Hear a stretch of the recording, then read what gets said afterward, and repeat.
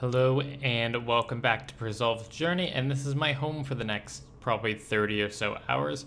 We're at the uncommon gem rocks just north of Al Kharid, and we're essentially mining these gems to cut and drop them. The cool part about having them on the action bar is I can cut the gems, so all these sapphires. Just assume my inventory is full. I can click on the gem. Oh, I messed up there. And then I can right-click drop, and it doesn't interrupt my ability to keep mining. So as soon as my inventory gets filled, I just make one of the gems and drop them and then keep mining and rinse repeat. I'm going to do a little test of the XP per hour using Alt-1, and it's saying about 60,000 experience. In the future, if I ever need to maybe get some criminal bolts, let's say when I'm killing next, I can just go do that then instead of having to worry about it now. So as I ended up doing crafting at 3 different locations and it kind of jumps back and forth, I thought I'd give an explanation of why I did what I did. So there's the first one, which I started off at, which was all Al Kharid dropping. It's the most crafting XP per hour, but the amount of AFK you get is really low. So it was kind of the thing I did when I really wanted to actively play the game. Then there was Al Kharid selling, which I only found out near the very end of the grind, about level 77, which is I found to be the best balance between XP and AFK and the amount of GP you get. But the majority of the playtime was done at the Shallow Village gem rocks, as those were the most AFK, so I could make the biggest amount of progress during work, as it was impossible to maintain either of the Al Kharid methods while I was still doing my job. So this just allowed us to get a lot of progress during the workday that I otherwise wouldn't be able to get. So we're here in the KBD layer to suicide again to do dungeoneering. I want to go get 2,000 more tokens for the gem bag because I have a idea for a training method, but I need the gem bag for it, and I just want to see how good it is, and might as well do some testing if I'm going to be doing another 2 million XP of this. Our long walk back to Dunge. So as you can see, the gem bag requires crafting level 25, can hold uncut gems from sapphire to diamond, and it can hold 100 total gems, and it costs 2,000 tokens. Oh, this room is going to be so annoying with one hunter. Thank God it's a bonus room. So we need 1147 tokens here. Hopefully we get enough to get it. If not, we'll do one more medium. But we got 58 Dunge. So we're going to buy out this gem bag. Booyah, confirm purchase. And as you can see, you can fill it with the 4 types of gems, and we can now destroy our Ring of Kinship again, and let's go claim our items from death. I just decided to sacrifice all the gems here. Won't take us that long to mine up, and it was 7k GP we didn't have to spend. But let's put the 2 bags in the corner and fill this bag. So basically the concept we're going for is we're going to mine out until we have 100 gems in this gem bag. Then we are going to walk over to the general store on the other side of the river here, and we're going to withdraw one by one, not one by one, but gem by gem, and cut them and then sell to the general store instead of dropping, and see how much XP per hour we can get in crafting and the amount of GP per hour we get back as well. So it took 13.5 minutes to get 8.8k XP, and when we do that for over an hour, that's 39k XP. So it's pretty good for our XP per hour, and we also gained 30k GP, which is essentially about just under 1 GP per XP. It's 0.75, so we'd gain about 1 million GP on our way to 80 if we did this the whole way.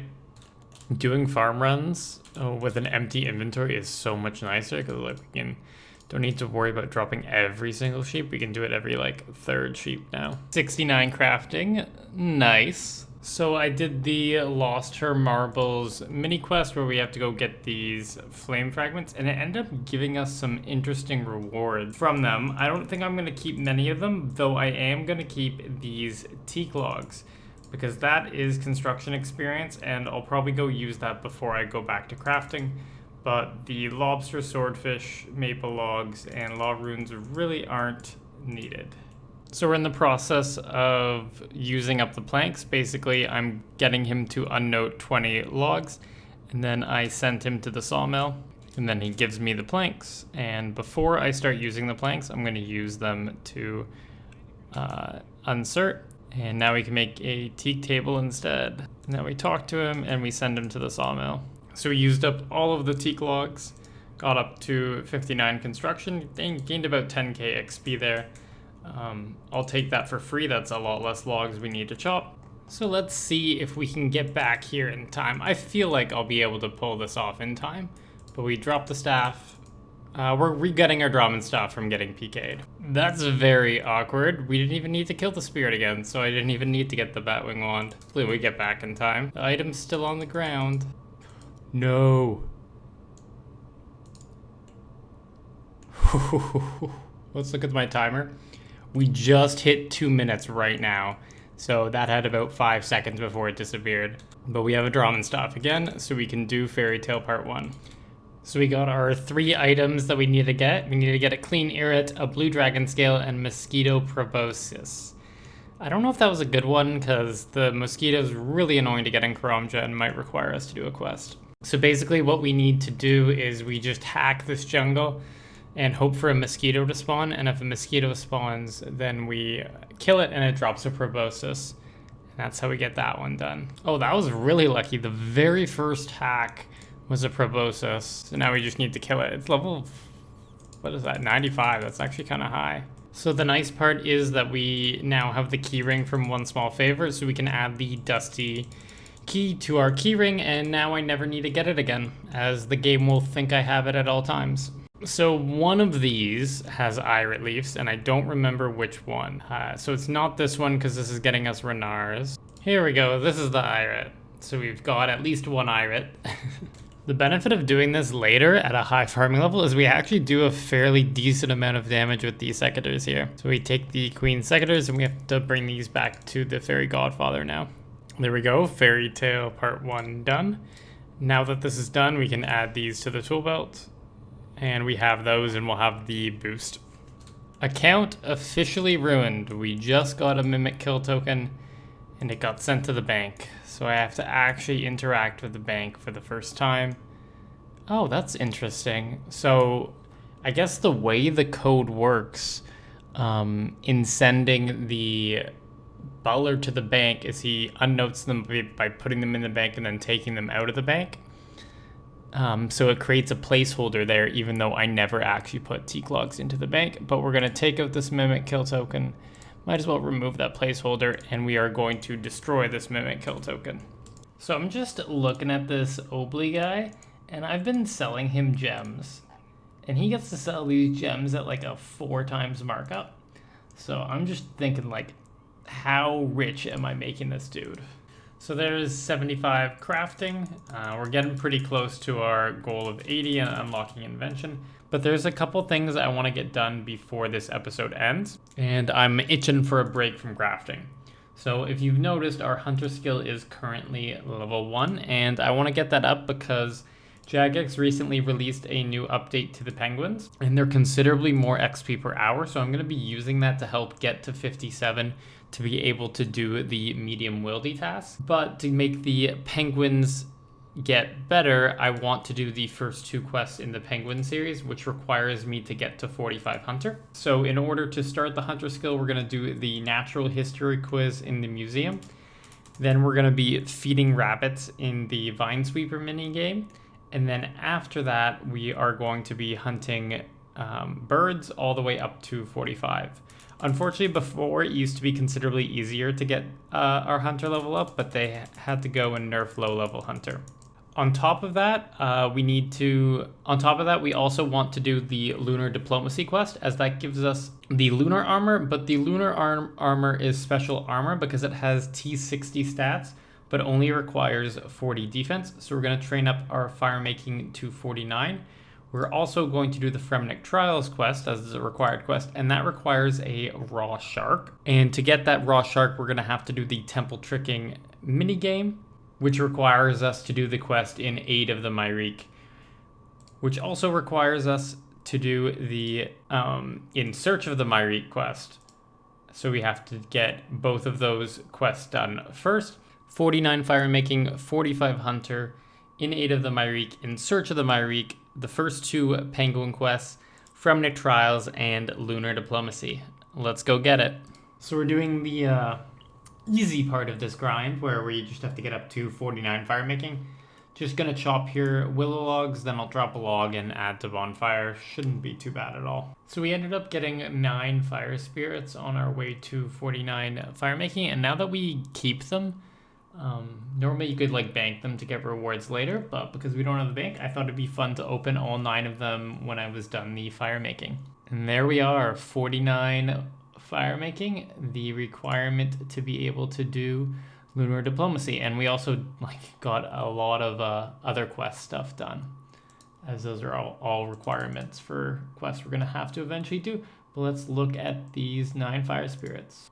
Probably the only thing of note is these green charm. We can make beaver pouches, making the 22 beaver pouches, 1k XP, get some GP back, but best of all, we get to hand in the daily challenge for another 9k summoning experience, and we hit level 54. So we finished all the questions, we have our 28 kudos, and we can get our 1k lamp in Hunter and Slayer. You see we gained 1k XP in each, but we already had some Slayer levels, so we got up to 17, but 9 Hunter. So to get to the Vine Sweeper minigame, you just have to teleport on any tool leprechaun. The closest one for us was on the Addy farm, or the Arty farm, and then you buy roots from Blinken. We'll buy 20, so we need exactly 100 Ogle roots. So we're gonna buy another 80, and then we can go around and find these rabbits and click on them, and we'll get 30 Hunter experience each time. And the final rabbit, I actually did math correctly for once. And we got 19 Hunter, and we can now catch tropical wagtail. Wow, I can't pronounce things. So those are found down near Uglog, but we need to stop by the Hunter store to pick up a couple bird snares first. So you just wait for the bird to get into the trap, loot from it, and lay back down the trap. And then we're gonna be doing this all the way to 45. And as with all things, you can just add the bird meat to your action bar and you can drop it very quickly. Finishing up in search of the Marik. Not much XP, a little bit of crafting. So that's like a couple gems left. But the next part of the quest is the one where we get the real reward. And there we are. The second quest is done in Aid of the Myrique, which gives us the temple trekking minigame, which means we can get a raw shark, which is the whole reason why we did this. So for temple trekking, we just read this little notice board here. We'll pick one of these adventures. None of these really matters. So we're gonna do this guy. And we're gonna take the easy path because we only need like 1 raw shark. So we finished our reward token and we can pick this. We'll get between 8 and 29 sharks here. And we got 16 raw sharks. So I might keep those in my inventory, I don't know. But we just need 1 for the quest. So we've reached a point of the Fromenic Trials quest where we can't have any items on our inventory. So yeah, we're gonna have to die again. That was quick. The only problem is this gem bag is gonna have to get destroyed and we're gonna have to buy another one. I'm taking revenge on my childhood, getting some talismans here. Hey, 50 defense. Oh yeah, we got the fire talisman. That is a 1 in 256 drop.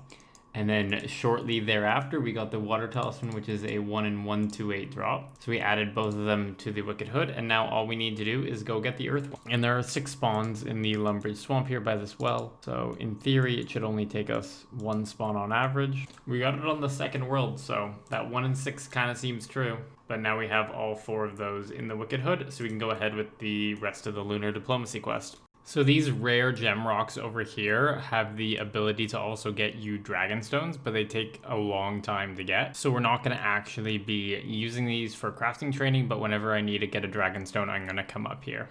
Holy crap, this amulet's good. 30 magic bonus? Like Dragon Rider amulet's only 29. I know that's a hybrid amulet, but wow. The scariest part of a quest guide, 11 free inventory spaces. I don't got a lot of space. So this is all RNG. I think we can fail 1 time and our agility level is really low. So this is gonna take a while. Okay, so we got the first 2 without failing. So we just have to get over the final 2, failing only 1 in each of them. Please. Big money.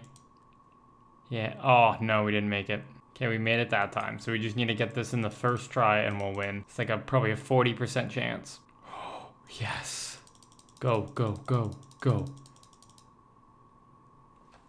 Yeah, that took so long. So there we are, the Lunar Diplomacy quest is done. There's a lot of things that we actually get out of this. First of all, we already picked it up, but we get the lunar torso and the lunar legs and boots and gloves and all the entire outfit. And this is really good for us for a variety of reasons. First of all, you can see it's a level 40 armor, but it has the stats of a level 60 armor, kind of like the inverse of the lunar staff. So that's really good because this is good armor for us on Slayer, and we're going to be starting out our Slayer with magic as it's our highest tier weapon right now. One of the other benefits is that we get access to the lunar spellbook. And the lunar spellbook has a couple of pretty useful spells that we can do. And there are a couple more that are coming on Monday, will be in the past by the time this video goes up. And one of the spells two of the spells I'm really looking forward to for our account specifically. First of all is the Fire Urn spell, and second of all is the Siphon Soil spell. Both are going to be pretty powerful. So if we make this magic wardrobe here, we can now open it up, and if we take off our entire lunar gear here, we search, and you see here, we can deposit it. And now we've stored the entire lunar set, and if we want to withdraw, we can withdraw. And we can deposit, and we can deposit. So it's really powerful for us. 45 Hunter, time to do some quests. Cold War done, time to do the next one. I'm spinning rhymes today. Hunt for Red Rocktober done. We get slightly more penguin points each week, which means more herblore experience each week. So we're on the final inventory of gems. We've just been, for the last little bit, I've been shopping them at Al-Qarid and then bringing them down to the general store, as it's a good balance between full AFK and like semi AFK, with Shiloh Village being like the most AFK but the least XP per hour, while just dropping the gems at Al-Qarid being the least AFK but the most XP per hour. So this was the interim stop that I found to be the best, but the gems we currently have in our pack is probably going to get us up to 80 crafting. And with 80 crafting, we're running into the end of the episode. There's our 80 crafting, booyah. That is 2 of the 3 skills required for Invention. I am so excited. Let's just cut these last 22 rubies. So with us hitting 80, the episode is coming to an end, and we're going to be focusing on getting divination to 80 in the next episode. But because it's most efficient to just train with caches, I'm going to be doing a lot of things that I need to get done before I start Slayer. Most notably, it's a bunch of quests to get herblore experience up, because I need to get to 57 herblore for 2 things. 57 herblore lets us make a luck potion, which is required for the wilderness medium tasks, and I want to get those tasks done before we start getting drops at Slayer. And then also it's required for Fairy Tale Part 2 or 3, so then we can use fairy rings without having to keep a lunar or Drayman staff on us at all times. Get excited for that one next Wednesday, but past that, have a good day, and I'll catch you in the next one.